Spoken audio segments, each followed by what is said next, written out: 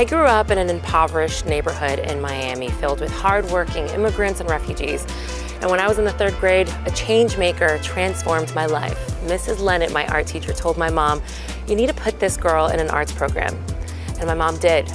She put me here, in this school. It changed everything.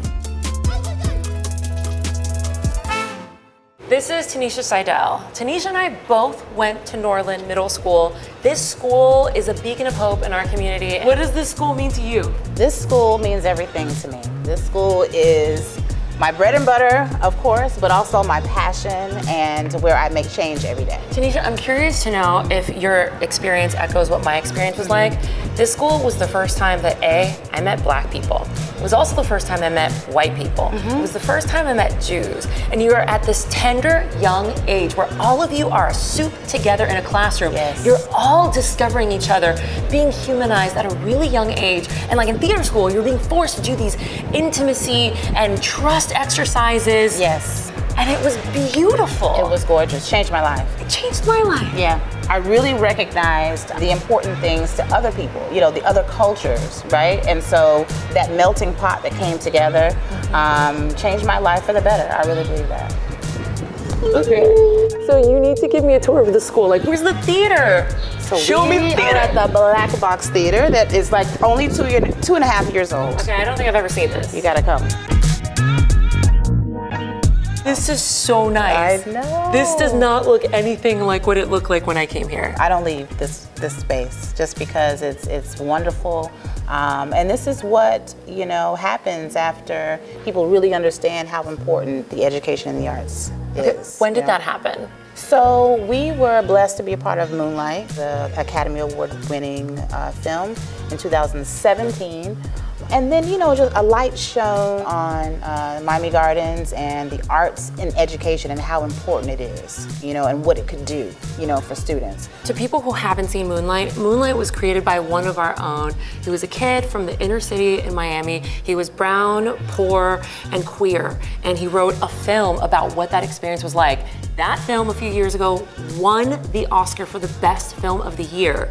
And the city of Miami took one look at what art could do to a kid's trajectory, and they were like, no, we need to start allocating funds to schools. And so this is what that allocation now looks like. This is what it is.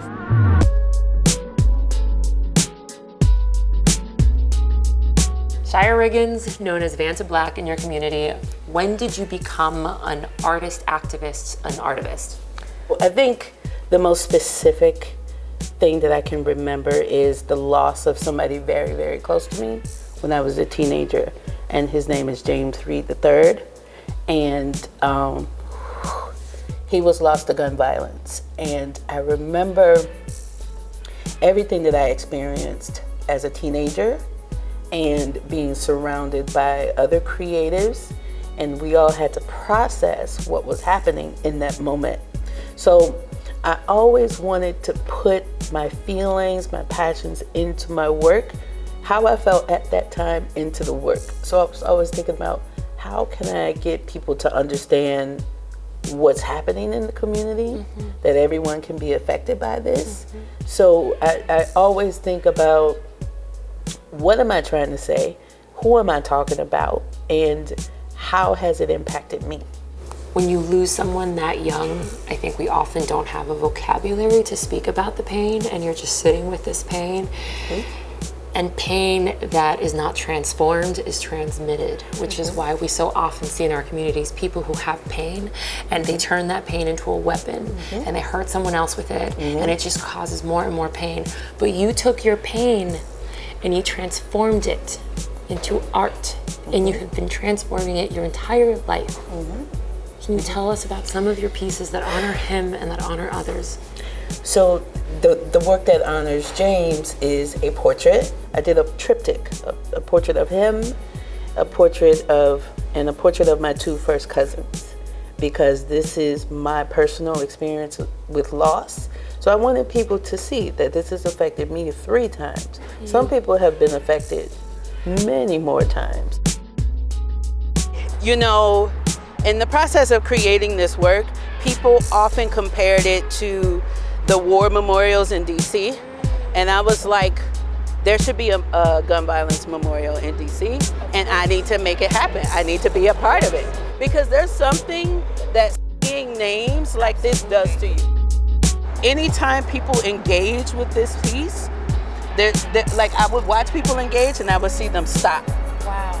And I would be like, I know where they stopped. I know what names are in that area. And then they would go up and touch a name. Then we would have a conversation, you know? Because you don't think that this is gonna impact you until it does.